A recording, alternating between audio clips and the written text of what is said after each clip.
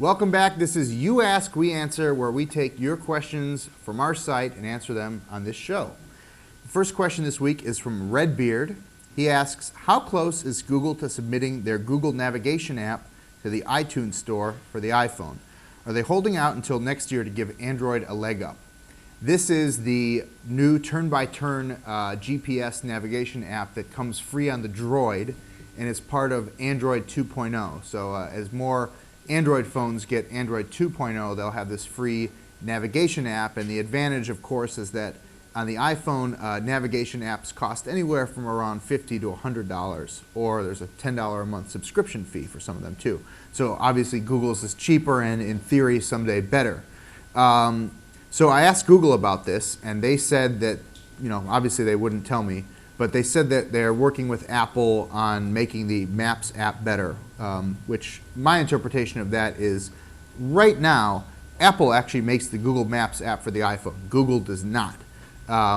It's using Google's map tiles and their APIs to pull the maps on there, but it's Apple's app. So I don't think that's going to change, and this was some of the drama behind why Google could not have a separate Latitude app, because Apple didn't want there to be two Google Maps apps for the iPhone.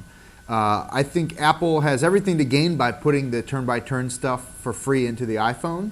It will compete with some of their paid apps people, but that's just the way it goes. So I think this will happen eventually, but I do think it's up to Apple, and that means that it's not something that I think will show up one day in the App Store, but it's going to come in terms of an iPhone OS update. That could be a free, iPhone 3.2, or it could be part of iPhone 4.0, which I imagine they're going to start talking about in the spring for a summer release. Question from Sam Goldbricker is, will the Apple tablet utterly destroy the Kindle and Sony? Should I sell my Kindle on eBay now or wait until the Apple tablet? Or any idea what the Apple tablet would fetch? And I asked Sam what his reading habits were, and he said they're actually very similar to mine, which is kind of short bursts of reading on the subway, not sitting at home and reading for 5-6 hours at a time. And I think that's the big difference between these tablet devices like what Apple's may look like and the Kindle. I think the Kindle is very well suited for long periods of reading. I don't think that's going to change. I think that's what the e-ink screen is designed for. It can have a long battery life for situations like that. I think the Apple tablet and other similar things, I played with the Crunch Pad, also known as the Juju, earlier this month. That kind of stuff, the battery is not going to last as long because there's a backlit screen.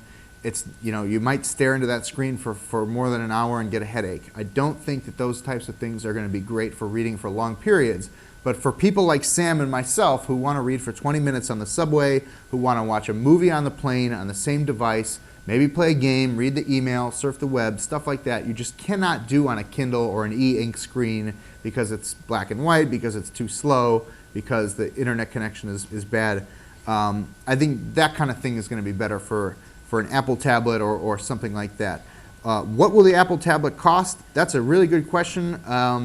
There are a couple ranges. If it's just a big iPod Touch, I think it can go for about $600, maybe even cheaper if you subsidize it with like a Verizon wireless plan for data.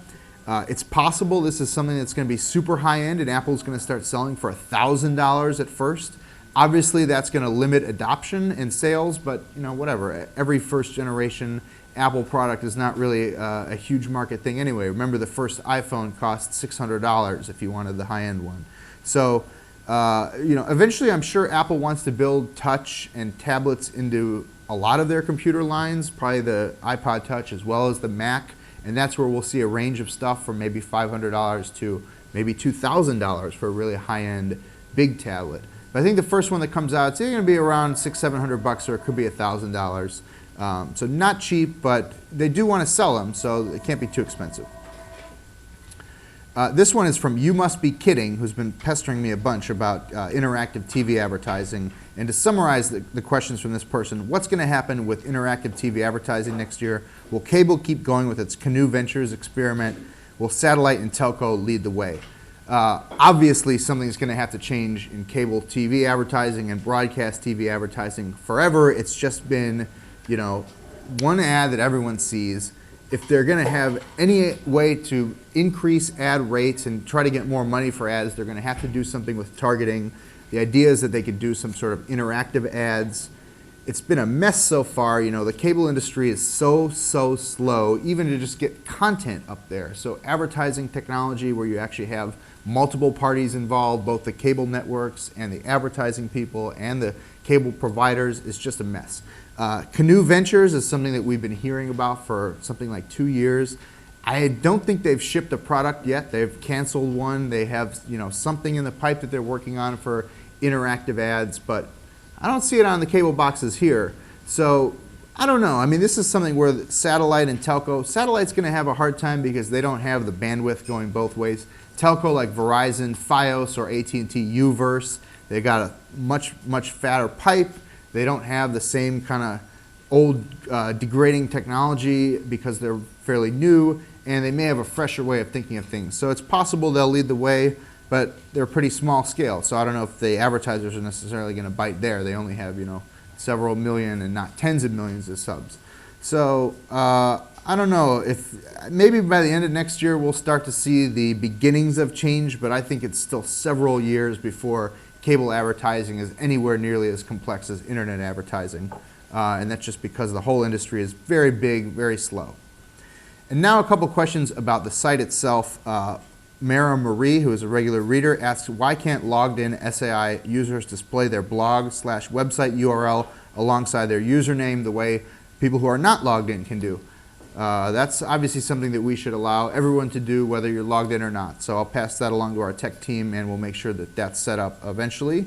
And Kareem asks, why do you only make a portion of your story available via RSS and then make the reader click through to your site to continue reading? There's a couple reasons. We think RSS is great for publishing stuff to other sites that we have agreements with. We think RSS is great for readers to be able to see headlines and excerpts of stories. But there's a couple problems with RSS. First of all, it allows any site to completely copy our site word for word, and without, you know, even taking out all the links to our site and things like that. If you look, there's a lot of these spam blogs across the web, and by providing only a partial feed, we can kind of reduce the, you know, both their motivation to do this and also their potential to disrupt our search rank and our readership and things like that. And another one, frankly, is that Google has really dropped the ball with FeedBurner. FeedBurner was supposed to be a great acquisition by Google that would allow publishers to make, you know, hopefully as much money off RSS as off their websites. And the answer is that that's absolutely not true. You know, RSS ad rates are pennies on the dollar compared to what web ad rates are, and this is a business. So we love that you're reading our website, and we hope that the headlines and the excerpts on RSS will serve you well. Thanks again. This has been a great year, and we'll continue doing You Ask, We Answer next year, and stay tuned for the next opportunities to submit questions.